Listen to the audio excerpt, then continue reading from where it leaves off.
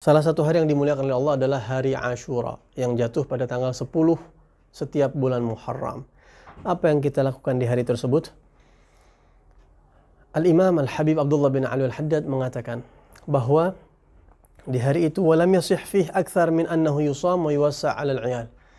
Bahwa riwayat yang sahih untuk diamalkan di hari itu tidak lebih dari satu adalah kita puasa. Kalau bisa sama sehari sebelumnya dan sehari sesudahnya.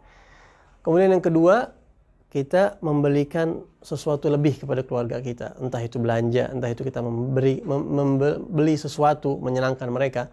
Di mana Rasul bersabda, "Man wassa' 'ala 'iyalihi yauma Ashura, wassa'allahu 'alaihi sa'ira sanatihi." Atau kama qala Nabi SAW. Barang siapa yang memperluas, menderma lebih kepada keluarganya di hari Ashura, maka Allah akan memperluas baginya juga pemberian rezeki sepanjang tahun.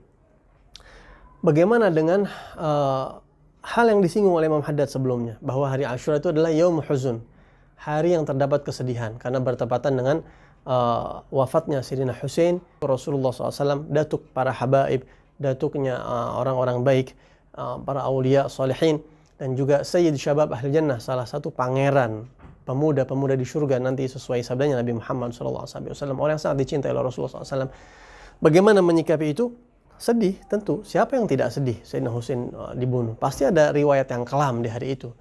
Namun hanya sedih saja dipersilahkan. Ya, tapi kita ada batasan-batasan dalam agama, di mana Rasulullah SAW bersabda, mengajarkan kepada kita, "Laisa minna man latamal khudud wa syaqqal juyub wa da'a bid'awal jahiliyah." Bukan kelompok kami, kata Rasulullah, bukan pengikut ajaran kami orang-orang yang selalu menampar muka. Ya, menampar muka. Ini sebenarnya hadis ini untuk wafat siapapun, ayah kita meninggal terus kita nggak terima, kita tepak, kita pukul-pukul. Atau untuk wafat siapapun. Wa syaqqal juyub, atau merobek-robek baju. Juyub itu seperti ini, tempat terbukanya baju kalau kita mau pakai ini, yang ada kancingnya kita robek-robek. Karena kita seolah-olah alamatut tasakhut, seolah kita nggak terima dengan peristiwa tertentu. Kemudian wa da'a bid'awal jahiliyah, memanggil-manggil seperti yang dilakukan orang-orang jahiliyah, memanggil-manggil begitu orang. Nah, itu kata Rasulullah bukan ajaran kami. Kita tengok Nabi Muhammad SAW. Pernahkah Rasulullah SAW sedih, mengalami sedih karena wafatnya seseorang? Pernah. Siapa? Banyak, di antaranya Sayyidina Hamzah, paman beliau, yang gugur di perang Uhud, yang sampai dadanya itu dirobek dan kemudian diambil jantungnya dan kemudian dimakan oleh Hindun. Rasulullah sendiri sedih ketika mendapatkan informasi dari malaikat Jibril alaihissalam bahwa kelak cucu beliau Sayyidina Husain ini akan terbunuh. Rasulullah pun sedih sama. Kita pun sedih kalau melihat anak kita meninggal, orang tua kita meninggal, sahabat kita meninggal.